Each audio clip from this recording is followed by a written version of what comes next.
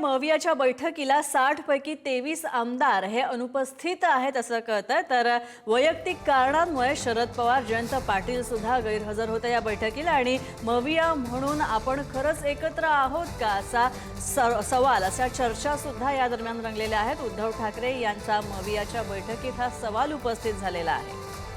तर आपण पाहतोय आज खासदारांच्या पक्षांतरानंतर, खासदारांच्या फुटीनंतर पहिल्यांदाच मवियाची हे बैठक आयोजित करण्यात आली होती। नंदकिशोर आमचे प्रतिनिधी आमच्यासोबत आहेत। नंदकिशोर, एवढ्या मोठ्या प्रमाणावर मवियामध्ये खासदारांची अनुपस्थिती आणखी एका वादळाचे हे संकेत तर नाहीत ना? पाहायला गेलं तर 37 म्हणजे एकूण 60 आमदारांपैकी फक्त 37 आमदार जे आहेत ते उपस्थित होते, 23 आमदार जे आहेत ते अनुपस्थित होते। सध्या महाराष्ट्राचं पावसाळी अधिवेशन सुरू आहे, त्यामुळे बहुतांश जे आमदार आहेत ते मुंबईतच आहेत।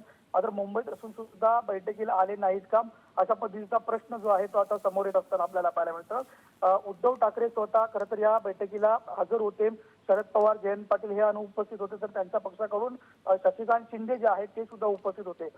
बऱ्याच नेत्यांनी खरं तर यामध्ये वेगवेगळं जे आपलं मत आहे ते मांडलेलं आहे। सध्या ठाकरे सेनेचे जे 6 खासदार आहेत ते फुटलेले आहेत, मात्र या फुटी संदर्भात कोणतीही चर्चा जी आहे ती या बैठकीत झाली नाही। मात्र सध्या पावसाळी अधिवेशन सुरू आहे आणि या अधिवेशनादरम्यान आपण एक ताकदीने जे आहे ते सत्ताधाऱ्यांच्या विरोधात आंदोलन करू, अशा पद्धतीची मतं जी आहे ती खरं तर व्यक्त केलेली आपल्याला पाहायला मिळाली। उद्धव ठाकरेंनी सुद्धा या ठिकाणी एक खंत व्यक्त केलेली होती की पक्षाचे 6 खासदार फुटीनंतर उद्धव ठाकरे महाविकास आघाडीच्या बैठकीत खरं तर हे पहिल्यांदाच आलेले होते आणि त्याच्या अगोदर जर पाहायला गेलं तर आपण एकत्र म्हणून नाही आहोत, म्हणजे आपण एकत्र आपली कुठेही शक्ती दिसत नाही, अशा पद्धतीची खंत जी आहे ती उद्धव ठाकरेंनी या बैठकीत मांडताना आपल्याला पाहायला मिळत होती।